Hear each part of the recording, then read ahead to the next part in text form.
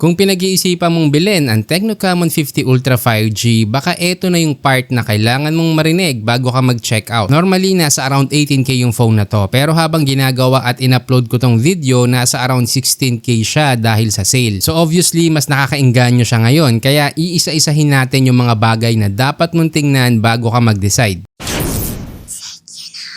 Unahin natin yung camera kasi ito yung isa sa mga bagay na pwedeng magpabago ng desisyon mo. Kung madalas kang kumukuha ng picture, nagta-travel, gumagawa ng content or kahit gusto mo lang ng mas flexible na camera sa everyday use, mapapansin mo agad yung advantage nito. Kasi yung main camera may OIS tapos may dedicated 3x optical zoom. Kaya mas flexible ka sa pagkuha ng photo at video kahit iba-iba yung situation. Yung OIS nakakatulong para mas steady yung shots kahit hindi perfectly still yung kamay mo. Tapos may 3x optical zoom ka. So kapag medyo malayo yung subject, hindi mo kailangan lumapit or umasa sa digital zoom. And kung selfie or video content naman, capable din yung front camera dahil sa 50 megapixel at kaya ang 4K video recording. So hindi ka limited sa rear camera kapag gumagawa ng content. Kaya kung nagdadalawang isip ka kung sulit ba yung around 16K, yung camera setup nito is one of the reasons na mas madaling i-justify yung price. Kaya kung camera matters to you, especially kung content creator ka or gusto mo lang ng more flexible camera setup, mas madaling i-justify yung phone na to. Pero kung hindi ka naman camera person, may isa pang reason para pag-isipan mo pa rin tong phone. Kung madalas kang naka-mobile data at social media, malaking bagay yung 6,500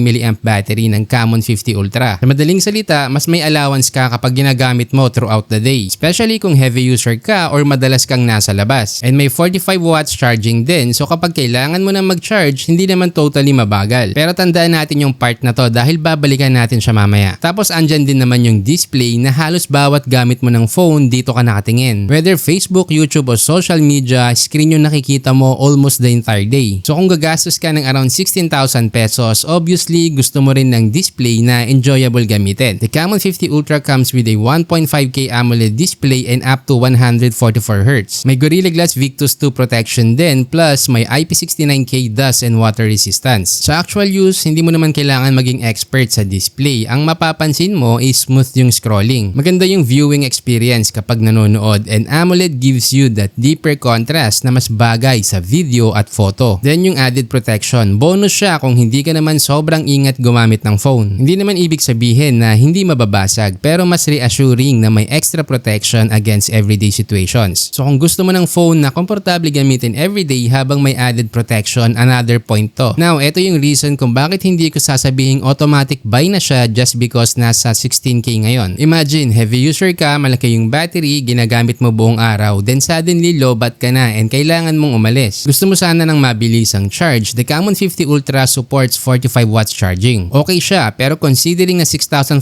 mAh yung battery, hindi siya yung charging setup na sobrang bilis mong mapupuno from low battery to full. So kung ikaw yung type na laging nagcha-charge at the last minute, kailangan mo i-consider to. Hindi naman ibig sabihin na sobrang bagal ng charging niya. It's just a trade-off. Meron kang large battery pero don't expect the fastest charging experience. Tandaan mo, kung priority mo talaga is battery endurance, okay lang yung trade-off na to. Pero kung ang priority mo is super fast charging, baka may ibang phone na mas bagay sa'yo. So kung ikaw yung currently nagdadalawang isip kung bibilin mo ba tong Camon 50 Ultra, ganito ko siya titingnan. Kung nakita mo siyang around 18,000 pesos, mas kailangan mong pag-isipan kung kailangan mo ba talaga yung camera, battery, display, and durability. Pero habang nasa around 16K siya dahil sa sale, mas nagiging interesting yung value niya. Pero hindi ibig sabihin na dapat bumili ka agad. Okay, ganito yan. Buy this phone if gusto mo ng camera na mas flexible, malaking battery, magandang display, and added protection all in one phone. Especially kung heavy user ka, camera focus, or content creator. Kasi dito mo mas mamamaximize yung strength niya. Ngayon, skip this phone if basic use lang naman yung ginagawa mo. Kung Facebook, Messenger calls, and casual pictures lang naman, baka hindi mo kailangan gumastos ng 16K para makuha yung experience na kailangan mo. And if you're someone na sobrang importante ang mabilis na charging, kailangan mo ring pag-isipan yung 45 watts. So basically, hindi yung sale price ang dapat mag-decide para sa'yo. Kasi at the end of the day, hindi naman dapat yung pinakamurang sale or pinakamagandang specs ang automatic na choice mo. Dapat yung phone na pinaka-fit sa everyday use mo. Kung gusto mong makita yung current price habang available yung sale, nasa description yung link. At kung gusto mo pa ng ganitong buyer guides na tumutulong para makapag-decide ka, subscribe ka na sa Tech You Know.